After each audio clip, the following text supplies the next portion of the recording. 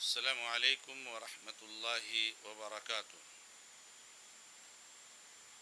الحمد للہ رب العالمین، واشهد ان لا الہ الا اللہ وحدہ لا شریک لہ، واشهد ان محمدا عبدہ ورسولہ صلی اللہ تعالی علیہ وآلہ وسلم۔ اعوذ باللہ من الشیطان الرجیم، بسم اللہ الرحمن الرحیم۔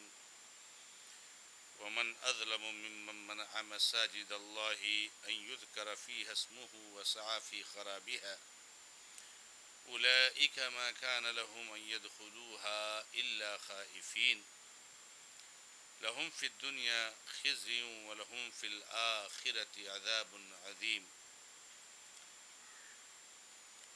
معزز و معقر مشاہدین و مشاہدات، شعبہ دعوت و تبلیغ جماعت المسلمین محصلہ کے زیر اہتمام سلسلہ تفسیر قرآن کے اس مبارک میں آپ کا پرتپاک خیر مقدم ہے۔ اس مبارک پروگرام میں آپ کے سامنے اللہ رب العزت کے مبارک کلام کی آیتوں کی وضاحت کی جاتی ہے۔ اللہ رب العزت کا یہ کلام ہم سبوں کے نام ایک پیغام ہے جس کو سمجھنا اور جاننا اور اس پر عمل کرنا ضروری ہے۔ آج کے اس مبارک درس کے لیے سورۃ البقرہ کی آیت نمبر 114 میں نے آپ کے سامنے پیش کی ہے۔ اس آیت مبارکہ میں اللہ رب العزت نے ارشاد فرمایا ہے، اور اس شخص سے بڑا ظالم کون ہے جو اللہ کی مسجدوں میں اللہ کا نام یاد کرنے سے روکے اور اس کو ویران کرنے کی کوشش کرے۔ یہی وہ لوگ ہیں کہ جن کے لیے نہیں مناسب ہے کہ وہ اس میں داخل ہوں مگر ڈرتے ہوئے، خوف کھاتے ہوئے۔ ان کے لیے دنیا میں رسوائی ہے اور آخرت میں بڑا عذاب ہے۔ ناظرین و ناظرات، آپ دیکھ رہے ہیں کہ اللہ تبارک و تعالی نے اس آیت مبارکہ میں اللہ کے گھر، اللہ کی مسجدوں میں اللہ کے نام کا ذکر کرنے، اللہ کے نام کو یاد کرنے سے منع کرنے والے کو سب سے بڑا ظالم قرار دیا ہے۔ میں کون ہے اس سے بڑا ظالم؟ یعنی اس سے بڑا ظالم کوئی نہیں ہے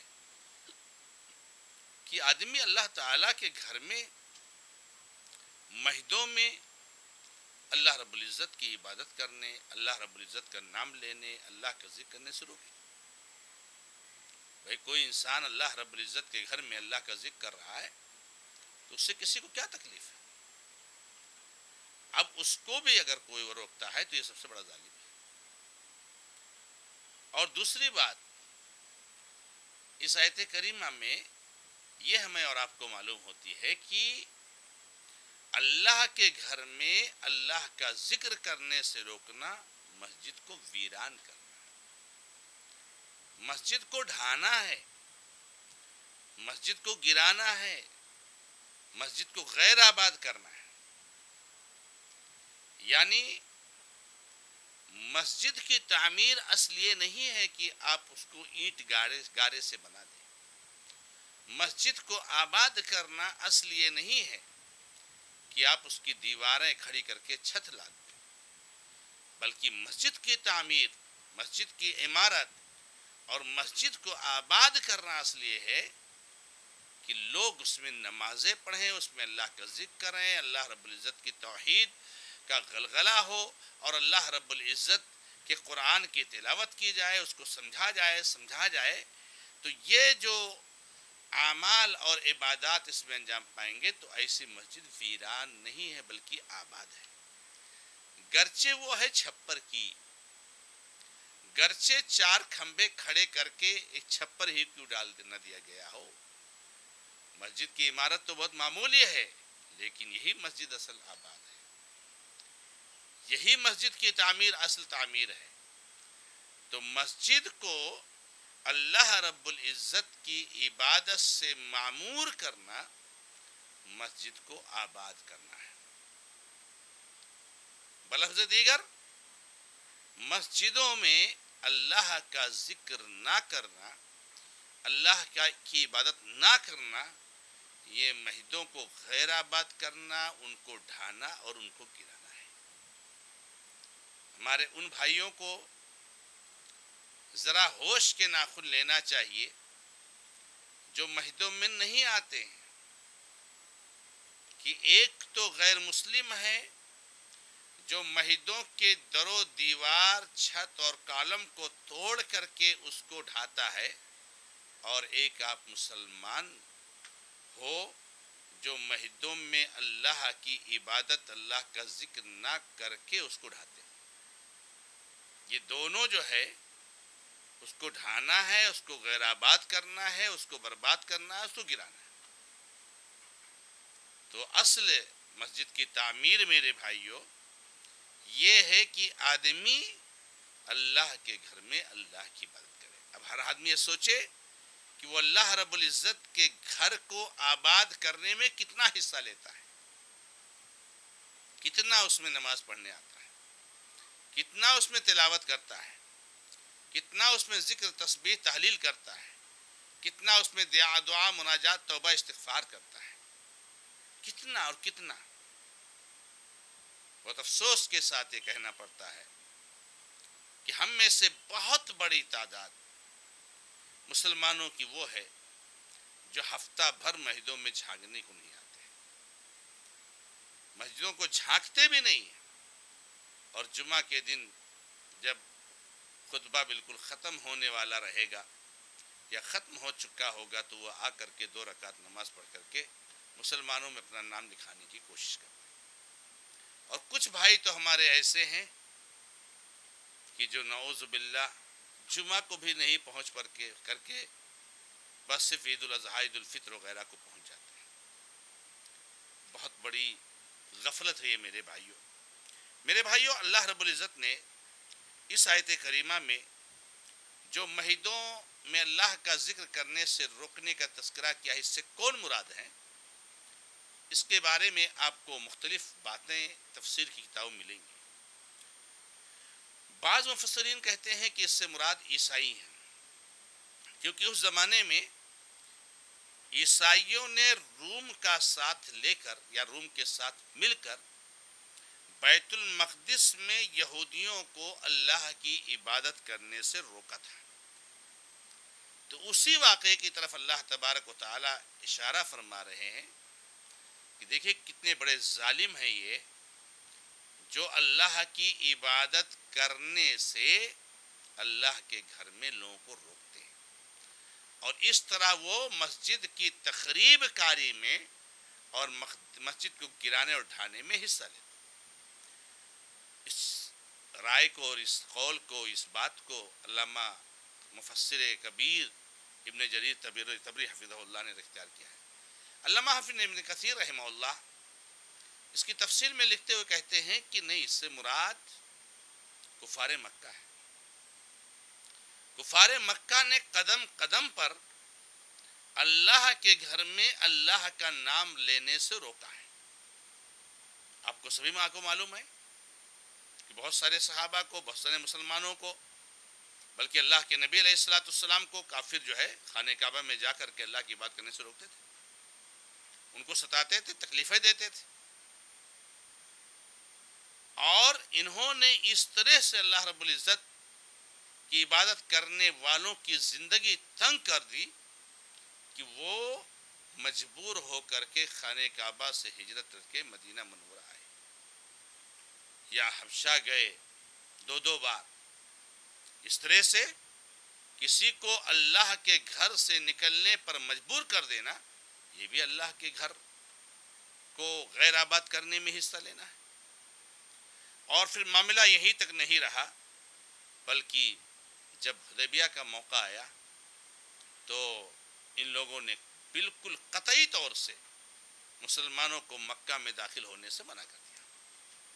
اور حدیبیہ کا واقعہ مشہور ہے. اور حدیبیہ مقام سے نبی صلی اللہ علیہ وسلم جو اور آپ کے صحابہ جو 1600-1700 کی تعداد میں تھے، یہ سب کے سب مجبوراً جو ہے واپس آئے، کیونکہ جو ہے کیا نام ہے وہاں پر انہوں نے جانے نہیں دیا. تو یہ سب چیزیں جو ہے اللہ رب العزت کے گھر میں اللہ تبارک و تعالی کی عبادت سے روکنا ہے.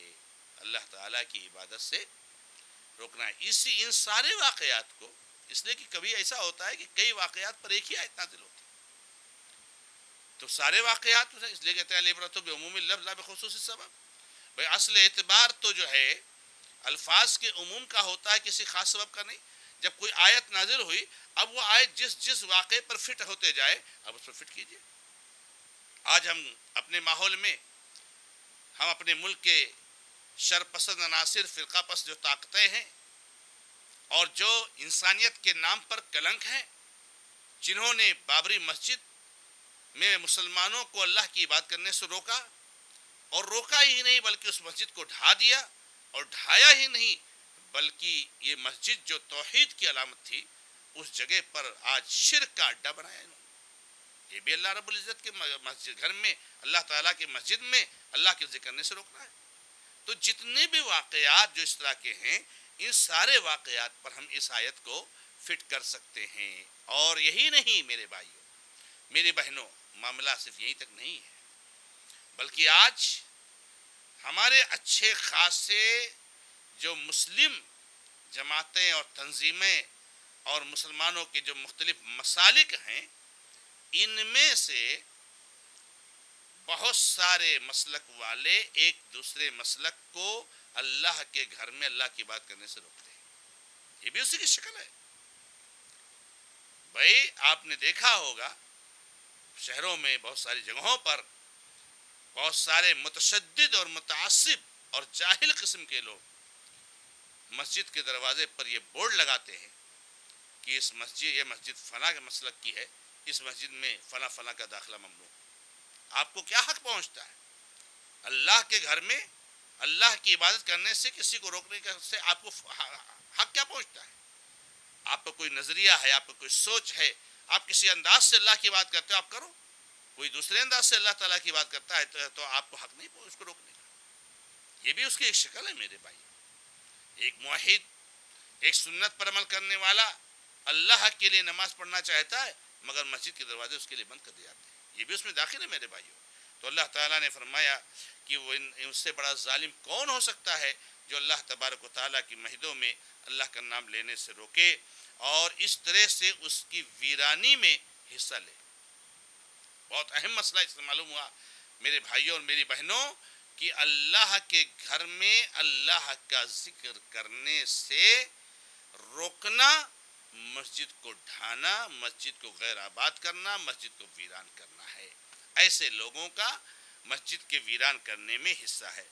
اللہ تعالیٰ نے فرمایا آگے کہ یہی وہ لوگ ہیں کہ جن کے لیے تو مناسب نہیں ہے کہ اس میں داخل ہوں، مگر اس حال میں کہ وہ خوف اور ڈر میں مبتلا ہوں. اس سے مراد یہ کفار مکہ ہیں، اور اللہ رب العزت اس میں ایک طرح سے خبر بھی دے رہے ہیں، اور اللہ تبارک و تعالی اس میں ایک طرح سے مسلمانوں کو اس بات کی رہنمائی بھی کر رہے ہیں کہ جب تم کو غلبہ حاصل ہو جائے تو ایسی صورت میں ایسے لوگوں کو اللہ کے گھروں میں شرک اور خرافات کے اعمال انجام دینے سے روک دینا.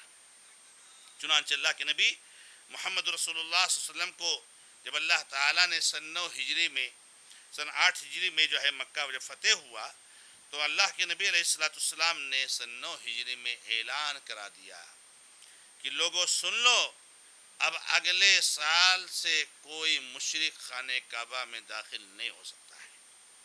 اگلے سال سے کوئی شخص خانہ کعبہ کا ننگا طواف نہیں کر سکتا ہے. تو اس سے یہ بات بھی معلوم ہوئی کہ مسجدوں میں جو لوگ شرک کریں گے، جو لوگ خرافات کریں گے، ان کو شرک اور خرافات کرنے سے منع کرنا ہے، اور مسجدوں میں شرک اور خرافات کے کام نہیں ہونا چاہیے۔ چنانچہ اللہ کے نبی علیہ السلام اعلان کر دیا، اور پھر خانہ کعبہ کو مشرکوں سے، کافروں سے، خرافات کرنے والوں سے، اللہ کی توحید کی دھجیاں اڑانے والوں سے اللہ رب العزت نے جو ہے کیا نام ہے پاک اور صاف کر دیا۔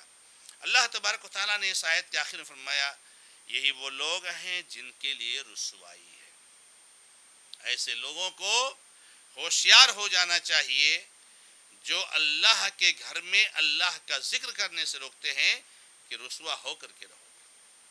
جن لوگوں نے بابری مسجد کو ڈھایا اور گرایا ہے، انہیں کان کھول کر سن لینا چاہیے اور ہوشیار ہو جانا چاہیے، اور انہیں اچھی طریقے سے اس بات کو جان لینا چاہیے کہ اس دنیا میں بھی رسوا ہوں گے، اور آخرت میں تو بہت بڑا عذاب ہے، اور کتنے لوگ رسوا ہو کر کے گئے۔